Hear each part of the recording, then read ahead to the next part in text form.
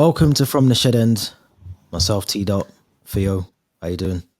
Not bad. Enjoyed the game yesterday, although my hay fever allergies are kicking in today, so a bit of an itchy throat and sore eyes, but otherwise enjoyed the weekend. How are you doing?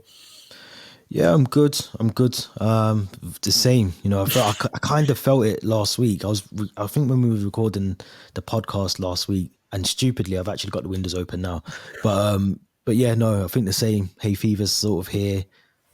Yeah, it's bad time to have hay fever. But apart from that, relatively good weekend. Some good results, good performances. Uh, Last minute goal for us, which we'll talk about in a minute. But yeah, good. What was your thoughts? Come on, let's get straight into it. What was your thoughts on West Ham? I hope there's pictures of your celebrations as well, video footage somewhere. But let's start with the lineup. Let's start with Tuchel, who kind of went back to the consistent front three that I think we can all say is probably the best front three we've got. But any surprises for you? I mean, we sort of said Kepa might come into the team, which is surprised to see Mendy back in. Well, not back, but still in the team. I wouldn't say I was surprised. I wanted Kepa, but I knew that Tuchel would start Mendy, given how he started that game against Middlesbrough. He started the semi-final against Palace. I thought, it would have taken a lot for Tuchel to drop Mendy.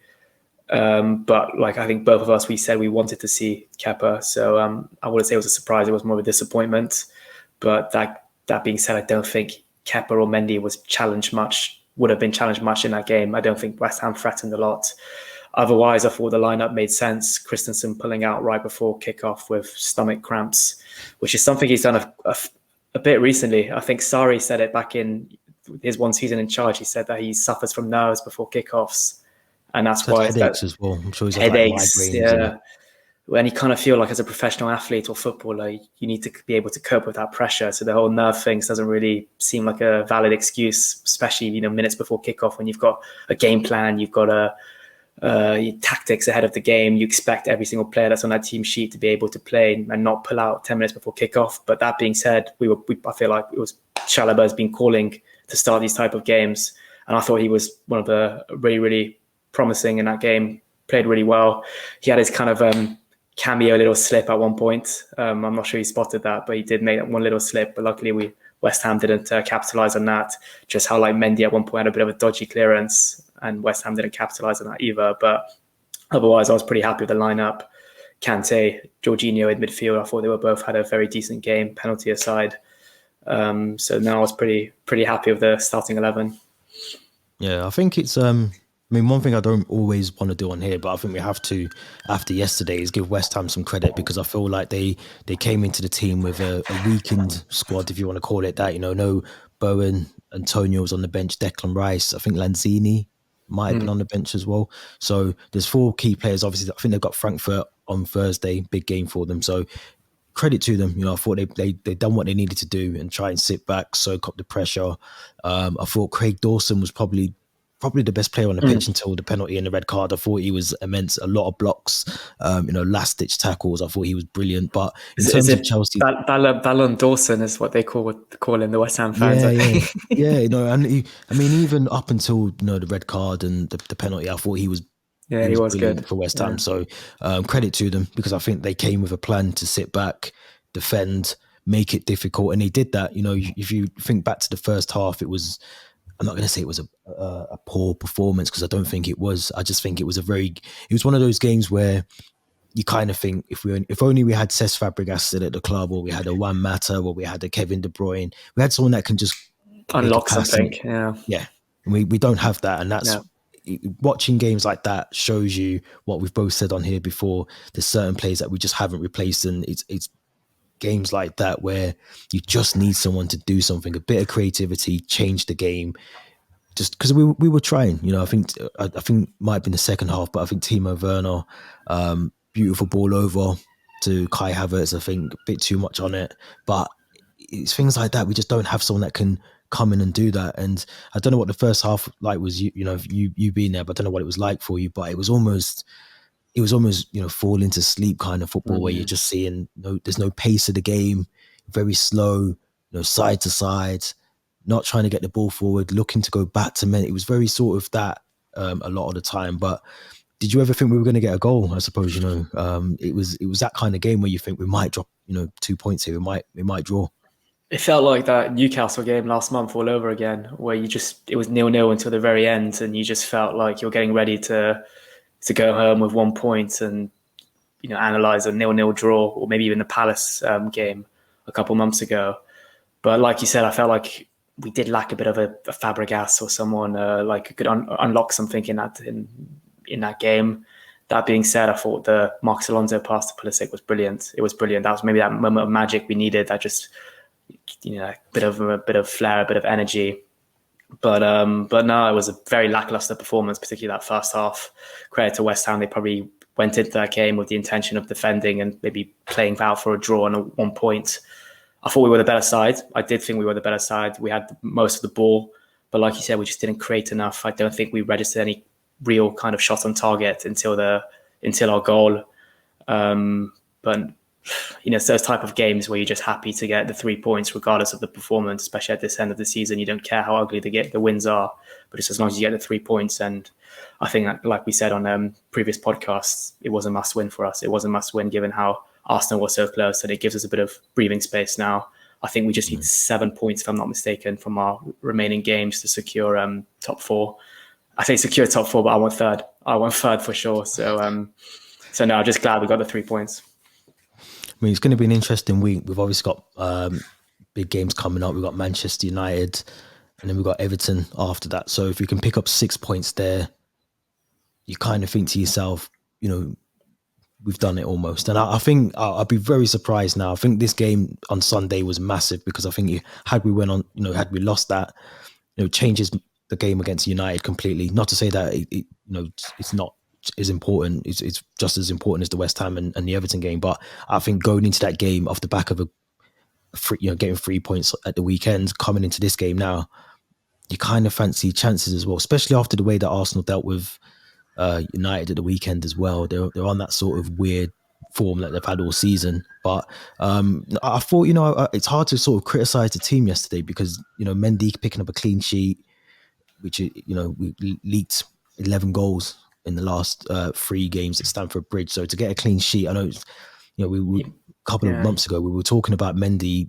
you know, having that really good sort of spell where he was just picking up clean sheets for fun. But he made a big save as well at one point. I think it was offside by Yarmolenko, but it was a big save. Yeah. It would have done a world of good to his confidence, that save, I'm sure.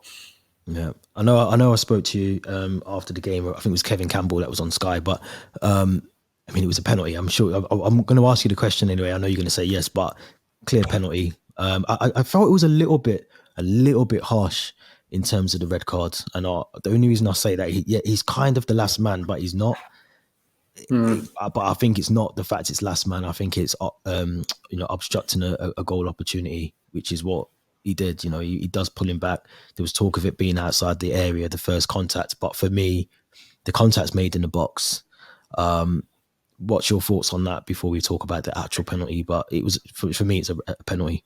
I mean, first I thought Lukaku, we criticised him a lot on this channel and this podcast, so given that his recent performances and his form since the new year. But I thought when he came on, he looked good. He did kind of change the game, and the other substitutes in Ziyech and Pulisic. So that triple substitution from Tuchel really paid off. In regards to the penalty, I'm going to be completely honest, I haven't really watched it back. I only watched the YouTube highlights on the Sky Sports channel, and he just showed it very, very quickly. But being in a stadium and how quickly it happened, I felt like it was a penalty. Like you said, maybe the red it was a bit harsh. At the end of the day, maybe it did change. It might have a bit of an impact on the game because had Dawson been there, maybe he would have stopped that Pulisic goal. But no, I think it was a stonewall penalty, and it's, you know, if there was an orange card, it would have probably been that in between yellow and red. But no, as Chelsea fans, you can't really complain. We got them down to 10 men, and we got the penalty, which I'll let you probably carry on now. Yeah, I mean, yeah, you're right. I think it was a harsh one to give him a red card, but like I said, for me, if he was still on the pitch, he potentially could have been man of the match if it was 0-0. You know, at the end, I thought he played that good, but the penalty, I mean, I don't know. And I said this, I was on a podcast last night, and I said, you know, goalkeepers now are not. I mean, goalkeepers have never been stupid, so I don't know why I've said now, but goalkeepers are willing to stand up and wait for, you know, Jorginho or Fernandes, whoever it is. They're willing to wait to see what Jorginho is going to do. And, you know, a year ago, 2 years ago, it was the other way around, whereas Jorginho would wait for the goalkeeper to move and then he'd go the other way. But now goalkeepers are wised up to it.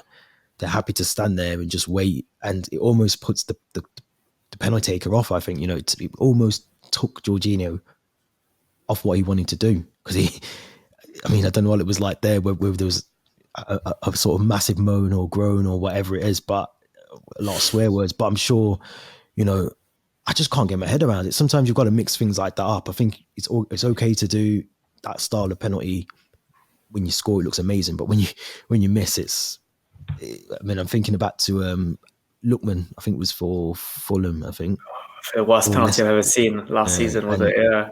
But that was up there. Jorginho's is probably. It's not as bad, but it's. What's your thoughts on the penalty? I mean, it's one of those ones. Had it gone in and Fabianski would have dived the other side, we wouldn't be sitting here criticizing Jorginho's penalty. We'd be saying, "Oh, it was typical Jorginho, ice in his veins type of thing, whatever it is." But the fact he's missed it, he's been left with egg on his face, and he's been made to look like a clown in a way, because it was a terrible penalty. Now that he's missed it, let's be honest, there was no power on it, there was no placement. All the keeper had to do was just get to the ground. I want to say quickly, but not even quickly. He could have maybe gone down in slow-mo and still saved that penalty. So, and the reaction in the stadium was pretty painful. You know, seeing George Dawson get sent off, us being awarded a penalty, we thought that's it, 3 points in the bag. Him missing that, it was just pressure back on us to, you know, go out in the last 5 minutes and try to snatch a goal, which so fortunately we did. But it is a bit of a tricky one, because Jorginho, when he scores them, they look good. When he misses, they look terrible. And I think he missed a really important one for Italy against Switzerland, which may have cost him a place in the World Cup even.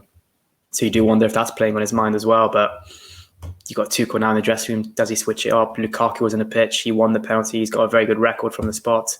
Mount as well. He likes to put a bit of power on his penalties. I don't know.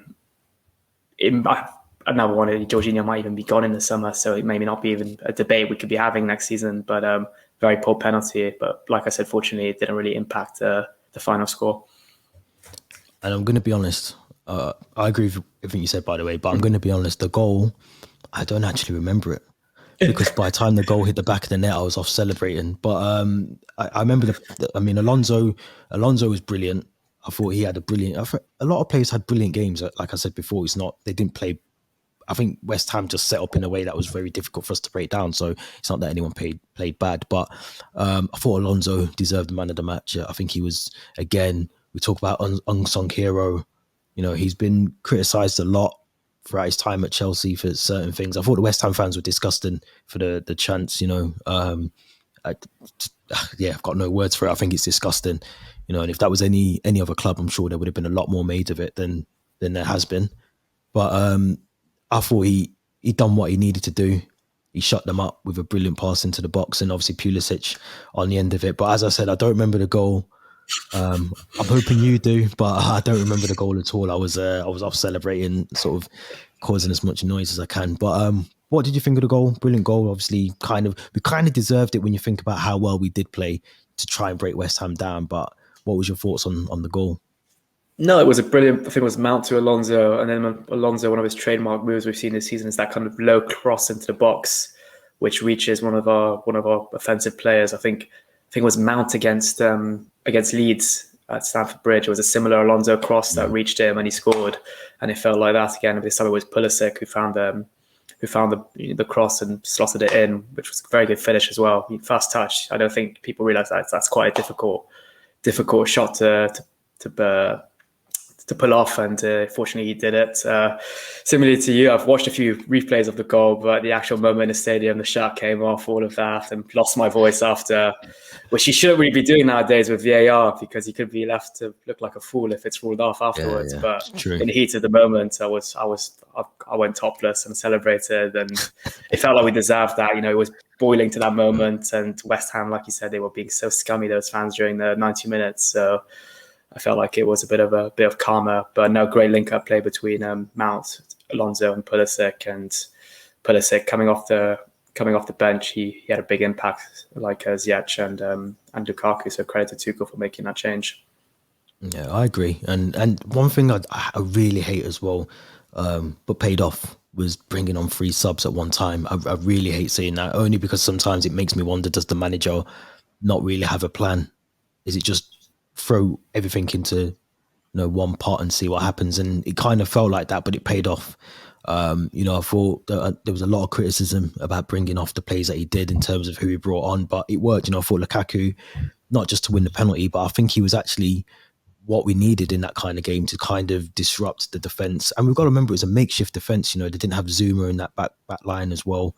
It was a very sort of B team defense for West Ham, so it shouldn't have been that difficult to break down. But they're having a brilliant season. They're playing really well. So I did expect a very difficult game. I think I said 2-1 in my prediction, but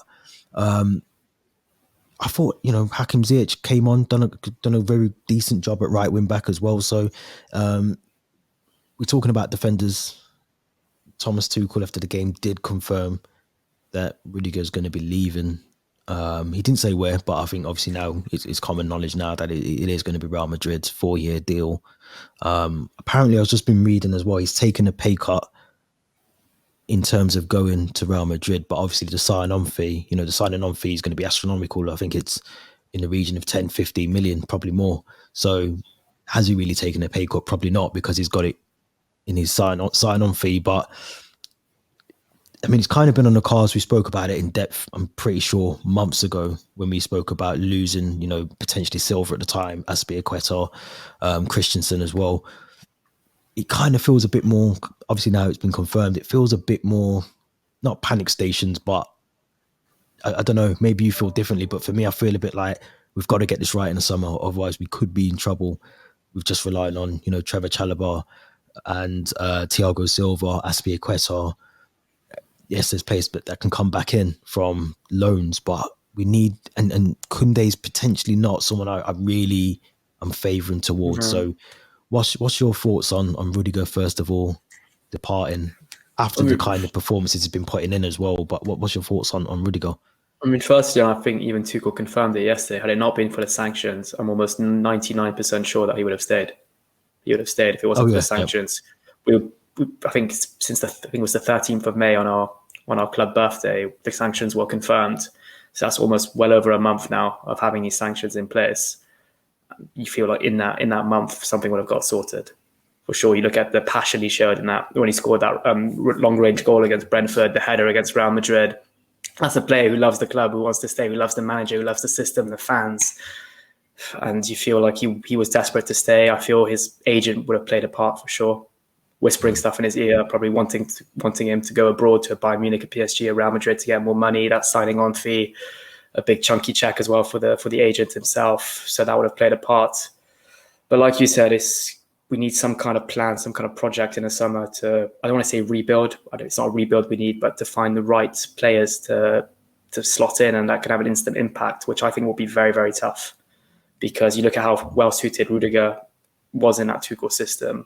No player is irreplaceable, but you felt that he's going to leave a big void in a way. He's going to leave a big void. A couple of names you mentioned, Koundé. I think Fofana is another one who from Leicester. I think he even admitted he's a Chelsea fan, or he was a Chelsea fan growing up. And then we've got other potential players like Lampard, who's got a bit of first team experience. Levi Colwill on loan at Huddersfield, but like these aren't players that can come in and replace the likes of Rudiger instantly. So it's going to leave a big void.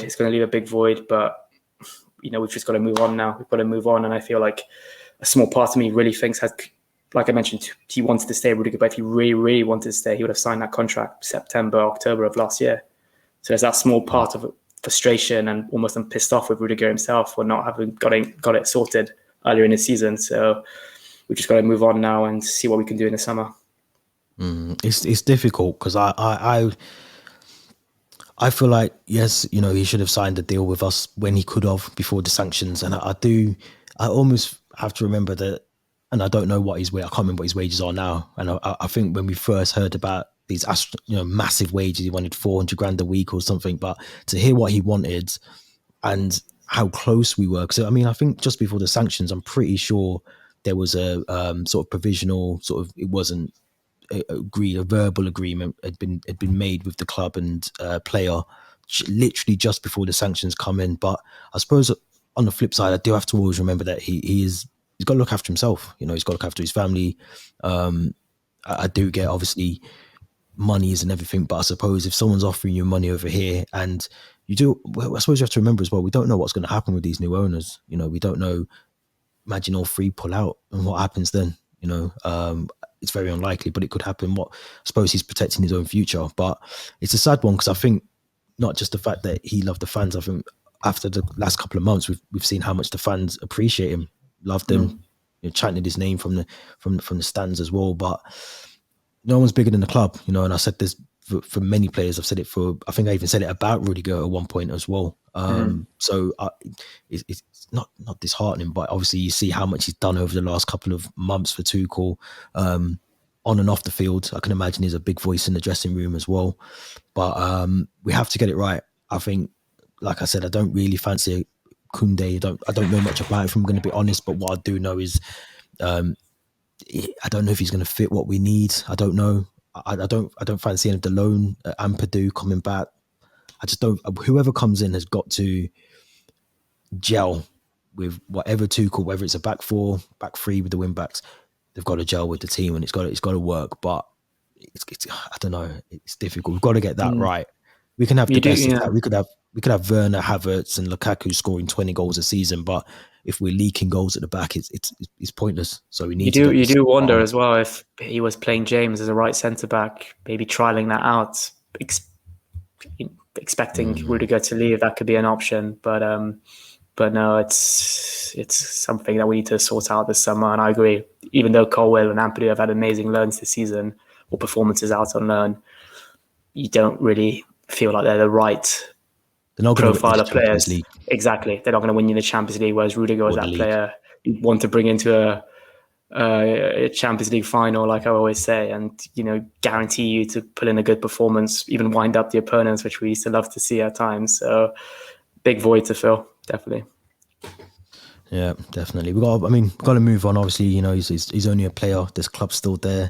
We don't speak about the sanctions on here, which is good. But one thing I did read today is that there could be some news coming out over the next couple of days in terms of the preferred bidder, who that might be.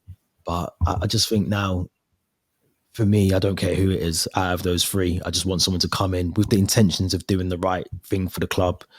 You know, back in the club, I think they've got to have an agreement in place that they're going to be committed to the club till 2032, which is a 10-year plan, which is great. But then we need to obviously make sure that 10-year plan is clear, structured in the right way as well. And I think, you know, once we know who that bidder is, the winning bidder or whoever, the owners, you know, I'd happily talk about it then, because I think at least then we can kind of understand. I'd love to hear what they're going to do and what their plans are for the stadium, for the, you know, for the club itself. But yeah, I think for now, let's just focus on this season and get this out of the way. Big game on Thursday.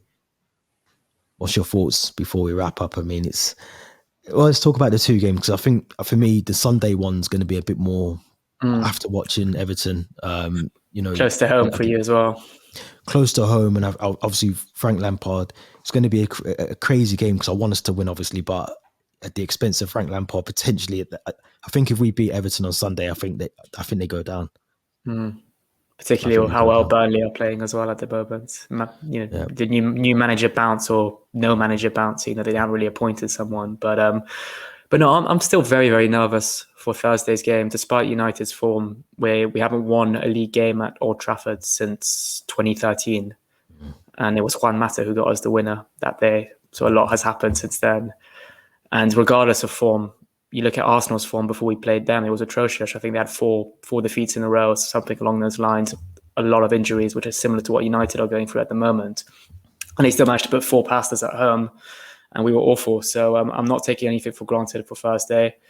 It's a game where we should be winning. We need to be, I want to say need to be winning, but now that we beat West Ham, we have a bit more of a leeway, I suppose, and a couple, I want to say easier games coming up, like of Leeds, Wolves. A dreaded word. I said it in December, we've got lots of easy games, and none of those were easy. So, but no, I think Thursday will be a big we need a big performance. We need our away fans to be very vocal and loud.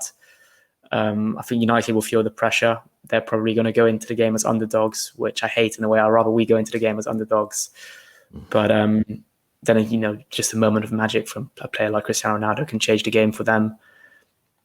And I think we need to play a similar lineup to the one we played against West Ham. But I think we'll see closer to the time. There might be a couple updates on the injuries of Rudiger, potentially Reece James. We haven't really gotten a full update on him yet. He might be fit again. But I think it'll be a big game, big game. But on paper, we are the better team, and this type of game we need to be winning for sure. Yeah, I'm gonna save the predictions for later on in the week. Okay. I think it's only right to do that in case we don't know about injuries, etc. But I think it's gonna be interesting. I think the fact that we haven't won for almost 10 years at Old Trafford tells you a lot about our form there, our history there as well.